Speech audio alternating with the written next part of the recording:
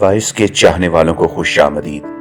ہیکل سلیمانی اور قوم اسرائیل کا وجود اور تابوت سکینہ اس وقت کہاں ہے؟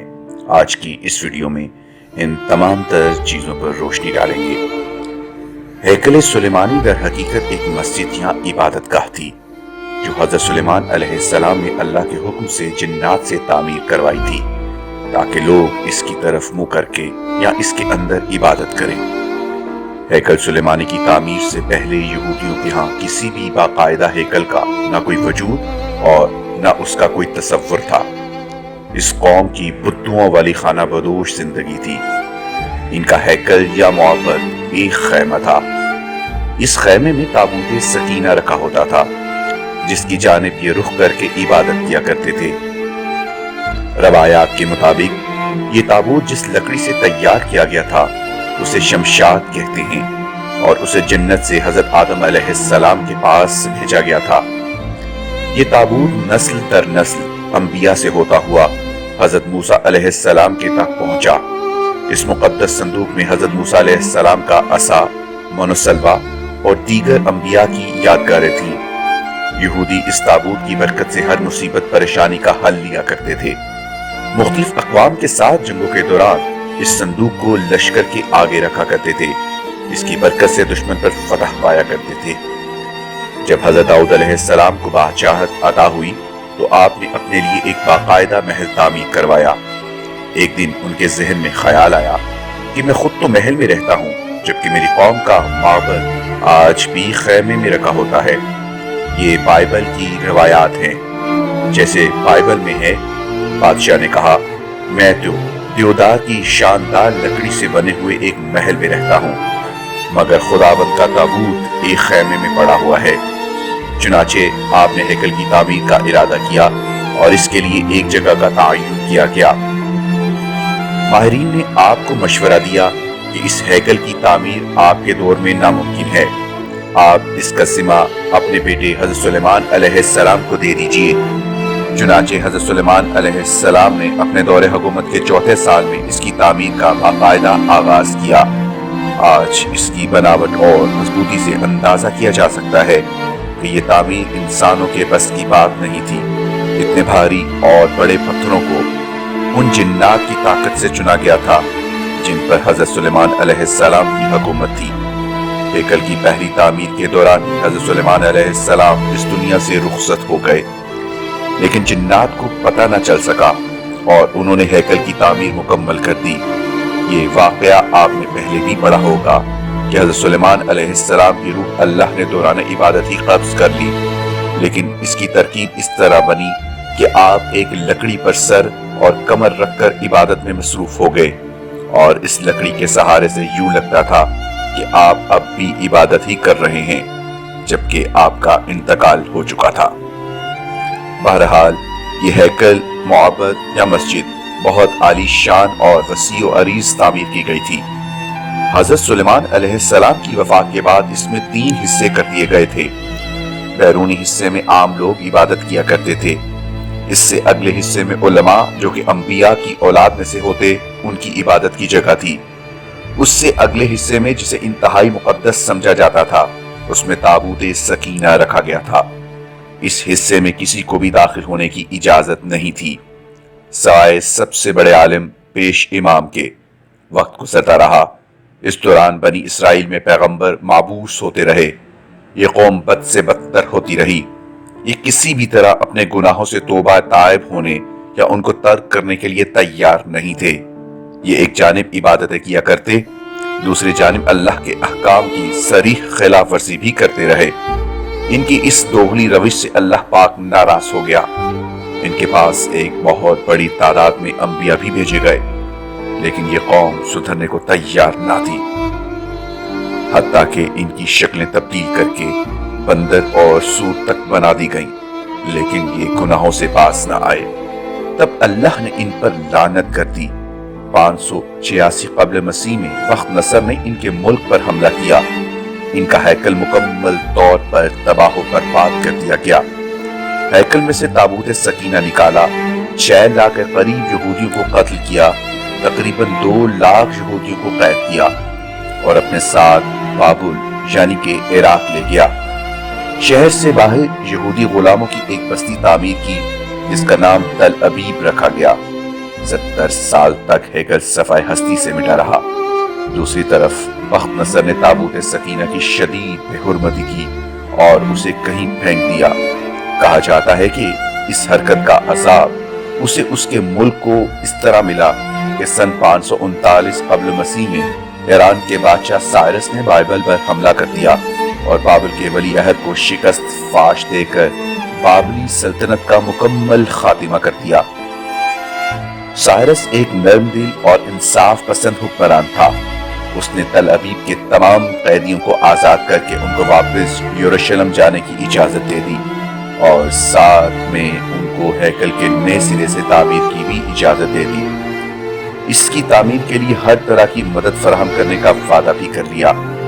چنانچہ ہیکل کی دوسری تعمیر 537 قبل مسیح میں شروع ہوئی، لیکن تعمیر کا کام سر انجام دینے والوں کو اپنے ہم وطن دشمنوں کی اتنی زیادہ مخالفت کا سامنا کرنا پڑا کہ تعمیراتی کام جلد ہی عملی طور پر بند ہو گیا اور دارا اول کے دور حکومت تک مداخلتی کا شکار رہا۔ اس کی حکمرانی کے دوسرے سال میں حضرت زکریا علیہ السلام نے وہاں کے گورنر زروبابل اور سردار کاہن یوشوا کی حوصلہ افزائی کی وہ ہیکل کی تعمیر ثانی کی دوبارہ کوشش کریں۔ انہوں نے مثبت رد عمل کا اظہار کیا اور پوری قوم کے پرجوش تائید اور ایرانی حکام اور بذات خود بادشاہ کے اشیدباد سے ہیکل ثانی اپنی اضافی تعمیرات سمیت 4.5 سال کے عرصے میں قبل مسیح 515-520 پایا تکمیل کو پہنچا، لیکن اس بار اس میں تابوت سکینہ نہیں مل سکا۔ اس کے بارے آج تک معلوم نہیں ہو سکا کہ بخت نصر نے اس کا کیا کیا۔ کچھ لوگوں کا کہنا ہے کہ اس مقدس صندوق کے مزید توہین سے بچانے کے لیے اسے اللہ پاک کے حکم سے کسی محفوظ مقام پر معجزانہ طور پر چھپا دیا گیا جس کا کسی انسان کو علم نہیں، لیکن یہودی اس کی تلاش میں پورے قرۂ ارض کو کھود ڈالنا چاہتے ہیں۔ ایک اور دلچسپ بات، عام طور پر تاریخ دان ہیکل کی 2 دفعہ تعمیر اور 2 دفعہ تباہی کا ذکر کرتے ہیں۔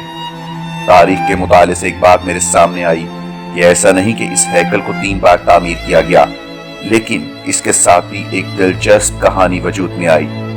ہیروڈوس بادشاہ، جو کہ حضرت عیسیٰ علیہ السلام کی پیدائش سے چند سال پہلے کا بادشاہ ہے، اس نے جب اس کی بہتر طریقے سے تعمیر کی تو یہودیوں کے دل میں ایک خوف پیدا ہوا کہ اگر اسے نئے سرے سے تعمیر کر لیا گیا تو دوبارہ تعمیر نہیں ہو سکے گا، کیونکہ وہ سب سے پہلے اسے گرانا چاہتا تھا۔ ہیروڈوس نے ان کو بہلانے کے لیے کہا کہ وہ صرف اس کی مرمت کرانا چاہتا ہے اور اسے گرانا نہیں چاہتا۔ چنانچہ سن 19 قبل مسیح میں اس نے ہیکل کے ایک طرف کے حصے کو گرا کر اسے تبدیلی کے ساتھ اور کچھ وسیع کر کے تعمیر کروایا۔ یہ طریقہ کامیاب رہا اور یوں یہودیوں کی عبادت میں خلل ڈالے بغیر تھوڑا تھوڑا کر کے ہیکل گرایا جاتا اور اس کی جگہ نیا اور پہلے سے مختلف ہیکل وجود میں آتا رہا۔ یہ کام 18 ماہ میں مکمل ہوا اور یوں تیسری بار ہیروڈوس کے ذریعے ایک نیا ہیکل وجود میں آ گیا۔ کچھ عرصہ بعد حضرت عیسیٰ علیہ السلام کا ظہور ہوا۔ اللہ کے اس رسول پر ایک بار پھر یہودیوں نے حسب معمول مظالم کے پہاڑ توڑنے کی کوشش کی۔ دراصل وہ اپنے مسیحا کے منتظر تھے جو دوبارہ آ کر ان کو پہلے جیسے شان و شوکت عطا کرے۔ حضرت عیسیٰ علیہ السلام کے مصلوب ہونے کا واقعہ پیش آیا۔ آپ کے مصلوب ہونے کے 70 سال بعد ایک بار پھر یہودیوں پر اللہ کا عذاب نازل ہوا۔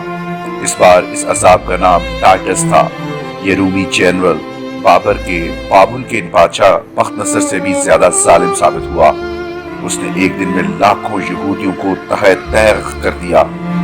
اس نے ہیروڈوس کے بنائے ہوئے عظیم الشان ہیکل کی اینٹ سے اینٹ بجا دی اور یہودیوں کو ہمیشہ کے لیے یروشلم سے نکال باہر کیا۔ یہودی پوری دنیا میں بکھرے اور رسوا ہو کر رہ گئے۔ کم و بیش 1800-1900 سال تک بھٹکنے کے بعد برطانیہ نے جب فلسطین پر قبضہ کیا تو ساتھ ہی ایک ناجائز بچے اسرائیل کو فلسطین میں جنم دے دیا اور یوں صدیوں سے دھکے کھانے والی قوم کو ایک بار پھر اس ملک اسرائیل میں اکٹھے ہونے کی اور رہنے کی اجازت مل گئی۔ لیکن یہ قوم اپنے ہزاروں سال پرانی گندی فطرت سے باز نہ آئی۔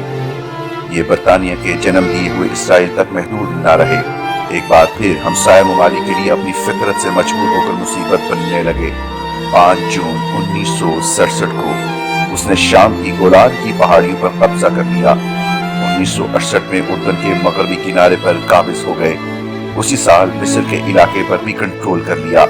آج اس قوم کی شرارتیں اور پھرتیاں دیکھ کر اندازہ ہوتا ہے کہ یہ آج سے 2-3 ہزار سال پہلے بھی کس قدر سازشی رہے ہوں گے، جس کی وجہ سے اللہ نے ان پر لعنت کر دی تھی۔ مسلمان ممالک کی بزدلی کی وجہ سے اب اس نے پوری دنیا کے مسلمان ممالک میں آگ لگا کر رکھی ہے۔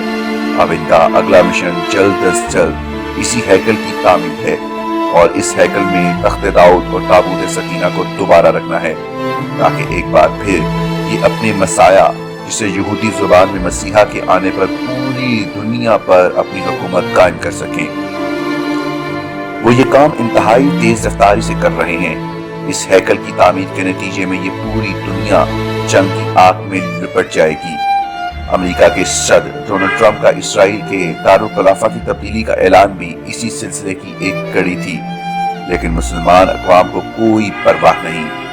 آپ اندازہ کیجئے، یہودیوں کو جس بستی تل ابیب میں بخت نصر نے قیدی بنا کر رکھا تھا، وہ اس کو آج تک نہیں بھولے۔ انہوں نے اسرائیل بنانے کے بعد اپنے ایک شہر کا نام تل ابیب رکھ لیا، جبکہ ہم مسلمان اس مسجد اقصی کو بھی بھول چکے ہیں جہاں ہمارے نبی کریم صلی اللہ علیہ وآلہ وسلم نے معراج کا سفر شروع کیا تھا۔ یہودی آج بار بار گرائے گئے ہیکل کو نہیں بھولے، حتیٰ کہ اس میں رکھے تابوت سکینہ کی تلاش میں پوری دنیا کو کھو دینا چاہتے ہیں، جبکہ ہم کو یہ بھی یاد نہیں کہ عراق میں کتنے انبیاء اولیاء کے مزارات پچھلے کچھ عرصہ میں بم لگا کر شہید کر دیے گئے، وہ بھی اس تنظیم داعش نے کیے ہیں، جن کے تانتے بانتے اسرائیل سے ملتے ہیں، جن کے لیڈر ابو بکر بغدادی کا بیان تھا، خدا ہمیں اسرائیل کے خلاف جہاد کا حکم نہیں دیتا۔ اس تنظیم کی ساری توجہ مسلمانوں کو مارنے میں ہی لگی رہی ہے، اور اب تک ہے۔ کبھی مکے اور مدینے پر حملے کی دھمکیاں دیتے ہیں، اور کبھی انتشار پھیلانے کے لیے مسلمان ملکوں میں بم دھماکے کرتے ہیں۔